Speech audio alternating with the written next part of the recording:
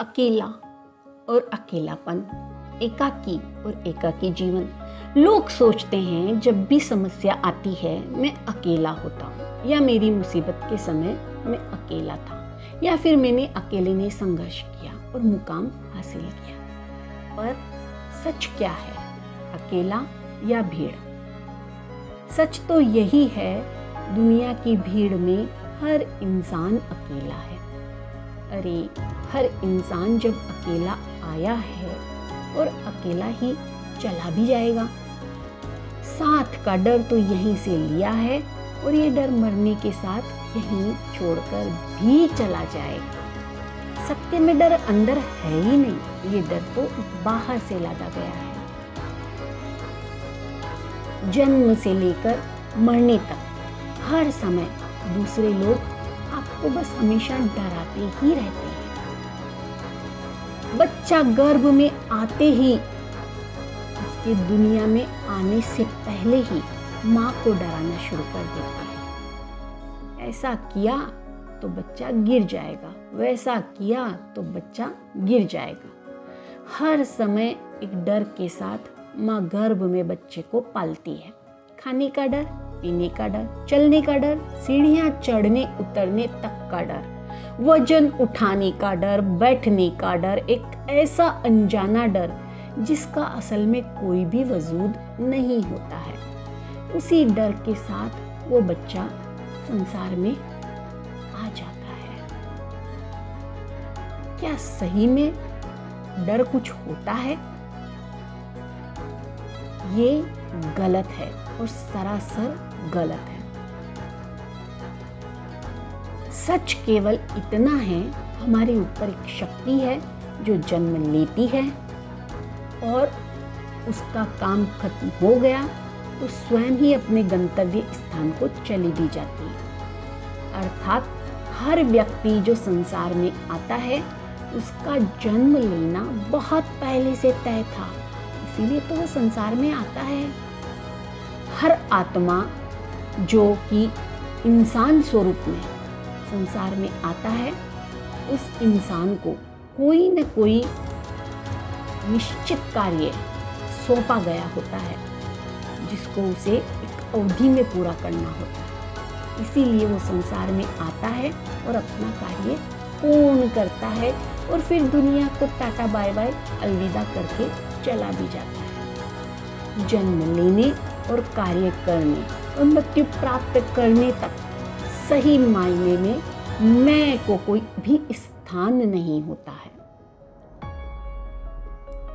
बस इंसान उस शक्ति को, उस आत्मा को और उस शरीर को मैं का चोला पहना देता है और एक अहम धारण कर लेता है। ये मैं यदि सब कुछ है तो मैंने यहाँ खुद को अमर क्यों नहीं कर लिया? मृत्यु को क्यों प्राप्त हुआ? इस मैंने जो सत्ता कमाई है उसे साथ क्यों नहीं ले जा सकता? शरीर में, आत्मा में जेब क्यों नहीं होता है? इस मैं के रिश्ते इसके चाहने के बावजूद इसके क्यों नहीं हो पाते? इस मैंने जो मनमानी करनी चाहिए हमेशा हमेशा वो सब कुछ वो क्यों नहीं कर पाया? ये मैं जब बीमार हुआ तो खुद को खुद ठीक क्यों नहीं कर पाया? इस मैं को संसार में हमेशा किसी न किसी की आवश्यकता महसूस क्यों होते रहती है? एक साथ और एक हाथ क्यों चाहिए?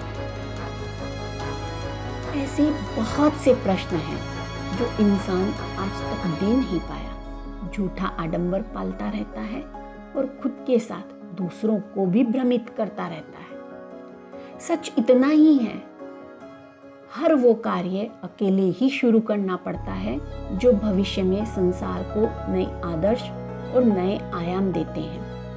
कुछ पुराने संस्कारों की बलि अनिवार्य होती है और उनको मिटाने के लिए एक शक्तिशाली आत्मा को अवतरित होना भी अनिवार्य होता है। और जो शक्तिशाली होता है उसके सामने उसके मुकाबले के संघर्ष भी अनिवार्य होते हैं, वरना शक्ति का परिचय संसार को मिलेगा कैसे और नए आयामों का चलन स्थापित होगा कैसे?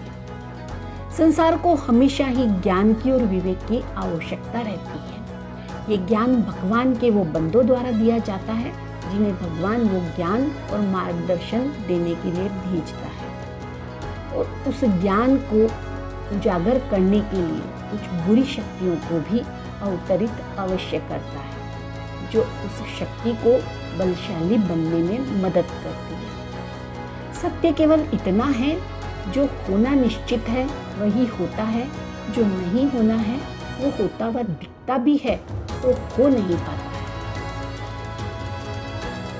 कभी तो आपने अवश्य किसी खिलाड़ी को दौड़ में दौड़ते हुए देखा होगा। हारता हारता एक खिलाड़ी जीत जाता है और अच्छा भला जीत हासिल करता हुआ इंसान दौड़ में पीछे छूट जाता है। मजबूत बनने के लिए विघ्न बाधाएं भी कभी कभी बहुत आवश्यक होती है।